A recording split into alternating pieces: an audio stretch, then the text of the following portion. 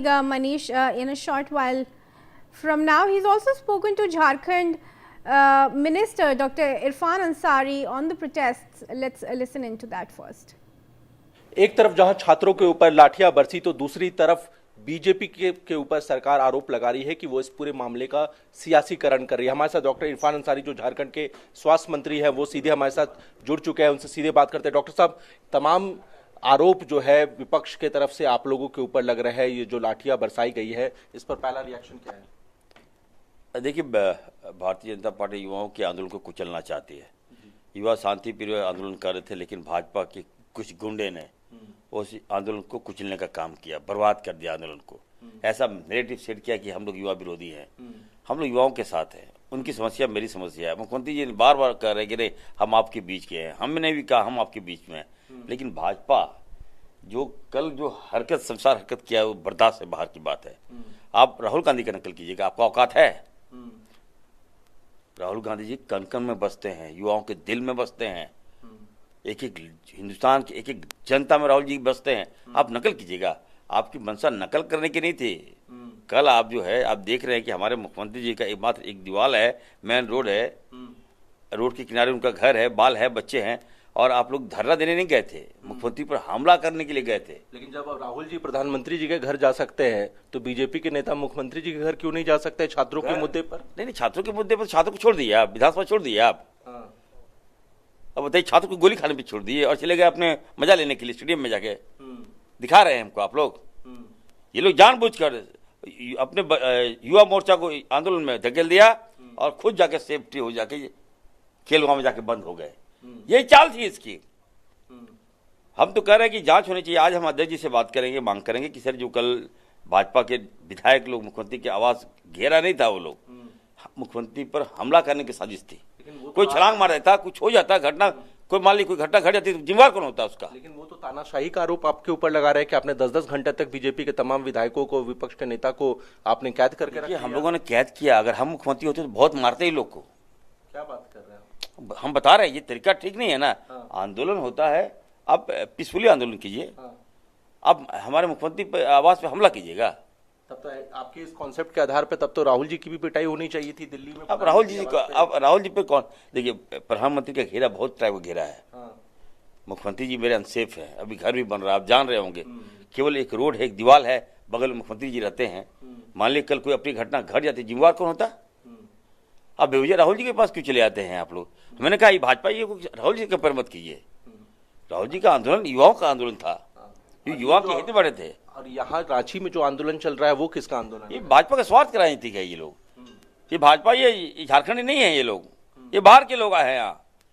केवल हंगामा उत्पाद मचाने का इनका मकसद है। मैं फिर से मैं बोल रहा हूँ, हम लोग छोड़ेंगे नहीं इसको।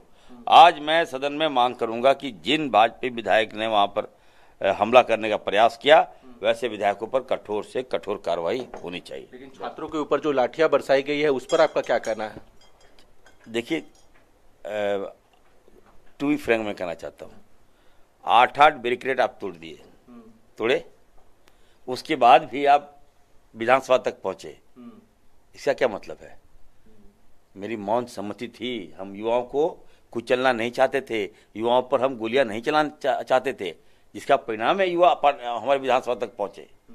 आप समझिए, मुख्यमंत्री जी ने बहुत बड़ा दिल दिखाया है। अगर यही भाजपा की सरकार होती, आज कितने युवाओं की लाश गिरा दिया होता। कब तक इस पूरे आंदोलन का अंत कब तक होता रहेगा? छात्रों की मांग कब तक आप लोग पूरा करेंगे? देखिए, भारतीय जनता पार्टी चाहती है कि ये आंदोलन चलता रहे। सरकार क्या चाहती है? कल रात में आपने देखा होगा कि हमारे एक साथी माथुर जी, क्या नाम है आपसे? आप बिना प्रोटोकॉल के और चले गए? मैं चले गया, हमारे बच्चे हैं वो, मैं गया उनसे मिलने के लिए।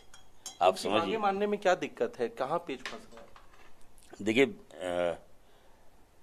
कई मांग है उनका। 95% सरकार ने बात को माना है, युवाओं के हित में माना है, कार्रवाई चल रही है। आप देखिए, अब झारखंड पहला स्टेट है जहां पर हमारी सरकार हमारी एजेंसी पे कार्रवाई कर रही है। आप बता दें कि भारतीय जनता पार्टी जहां पेपर लीक का हब है, आपको उत्तर प्रदेश, बिहार, मध्य प्रदेश, राजस्थान, वहाँ कहीं कार्रवाई की है वहाँ की सरकार? तो बता दें आप, कोई कार्रवाई नहीं की है। लेकिन हमारे मुख्यमंत्री ने कार्रवाई किया। राहुल जी के मार्गदर्शन पर हमारी सरकार चल रही है।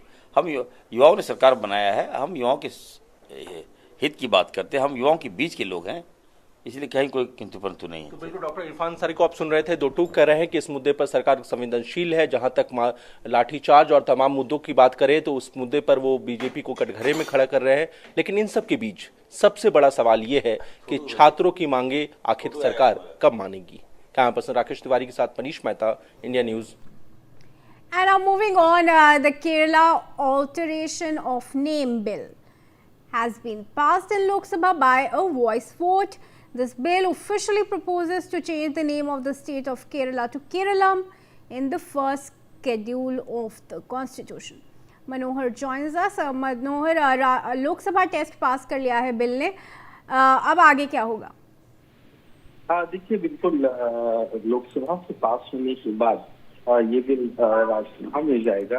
जो सबसे बड़ी बात यह है कि इसे लेकर के जब सदन में इसे कंसिडरेशन के लिए रखा गया था तो उस समय किरण रिजिजू ने केसी वेणुगोपाल पर उन्होंने निशाना साधा कि वो बोल नहीं पाए, और उसके बाद ये हंगामे के बीच जो है सो ये बिल पास हो गया।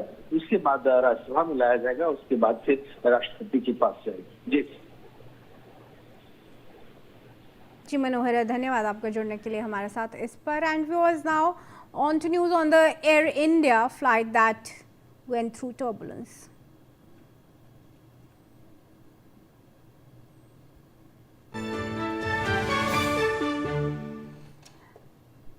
Now in the August 4